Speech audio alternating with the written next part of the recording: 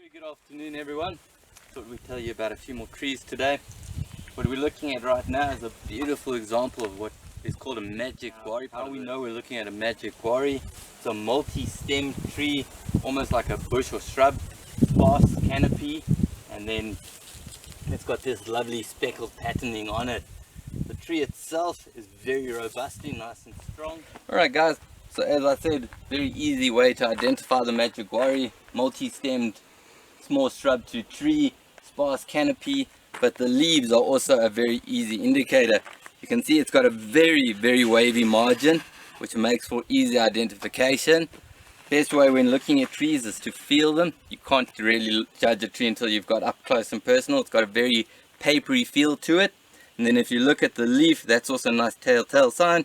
It's got a very dark green on the top and a much lighter pale green on the bottom. That allows and tells you you are looking at a Magic Guarri. So as a young guide, rookie in the industry, it's quite difficult to remember and learn all the names, but this is probably one of the easier tree names to learn because of the name divinorum. Back in the day, these trees were used as a divining rod, hence the name divinorum. And how they would do that is they would find a branch or a sapling like this, cut it off in the typical Y fashion of a divining rod, and you can then use this while out in the bush to find water. Why this is also beneficial is these trees are often found in areas of poor soil, along drainage lines, rivers, etc. So when the water levels have dropped, they often are just below the surfaces, and this is a great aid in finding water while you're out in the bush. Alright guys, so we're going to speak about some of the practical uses of this beautiful tree. It's one of my favorite trees out here. This tree is pretty much used year round. It's very tough, waxy, robust leaves. Allows people to use it for various factors. It's most commonly and well known as a fire beater. When the bush breaks out, you can see the leaves very hard, very tough.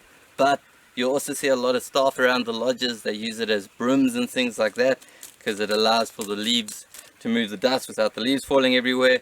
And of course, when you're on game drive during the hot summer, the flies and the insects, good way to keep the bugs away from you while you're on game drive.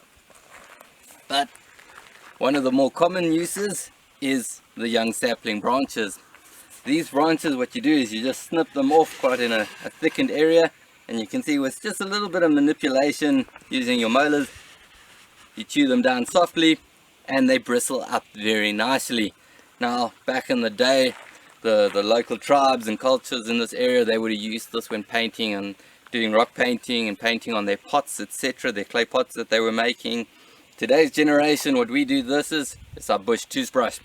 Using this toothbrush as well as bark from the roots, you have your toothbrush for the morning and the bark from the roots makes a lovely mouthwash, so you're always sorted.